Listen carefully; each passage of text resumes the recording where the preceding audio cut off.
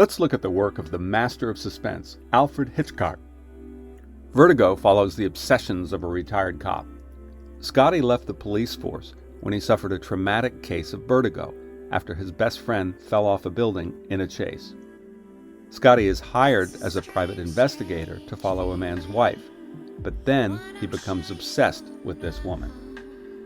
As is often the case with Hitchcock thrillers, appearance doesn't match reality.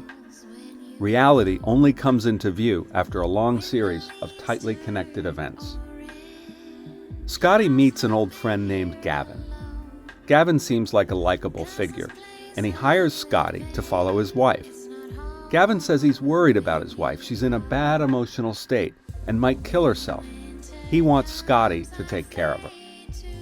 Scotty takes the job and follows this woman from a distance. As Gavin tells Scotty, she does seem like an odd character. When this woman appears to attempt suicide off the Golden Gate Bridge, her mental illness seems confirmed. When Scotty rescues her and takes her home to care for her, she's in shock. Later, the woman leads Scotty on a chase up a bell tower. He struggles with his vertigo and can't keep up. After she runs to the top, Scotty sees a woman fall off the side. It looks like Gavin's wife, who Scotty was supposed to protect, has committed suicide. Scotty is devastated. The police conclude that Gavin's wife committed suicide, and why wouldn't they? That's what all the eyewitness evidence suggests. Then, at a museum, Scotty spies a woman who eerily resembles the dead woman. He becomes obsessed with her and pursues her. The creepiness of Scotty's obsession blinds us to the fact that this is the same woman he had been tailing. Finally, we discover the truth. Gavin killed his wife. He used a double to confuse Scotty.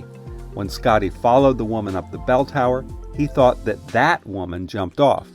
Actually, after the double ran up, Gavin was waiting on top where he pushed his wife off the tower. Scotty finally senses the deception.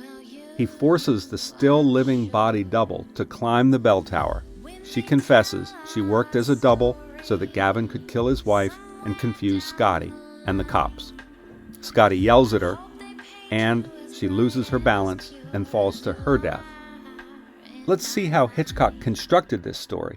He started with the end in mind. He worked backwards to create the story. So, at the end, Scotty discovers that Gavin killed his wife using a double as a decoy.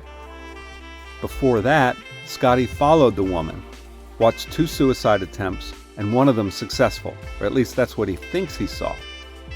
In the beginning, Gavin hired Scotty, an old friend, to follow his unsteady wife. To create suspense, work backwards. Start with the end, then move to the previous scene and remove one piece of information. Then move to the scene before that and remove another piece of information. Keep going until you get to the beginning. Now it's your turn. What was the most important moment in your life? Work backwards from that moment, step by step. Now, imagine how that whole process might be different if one of those early steps did not happen.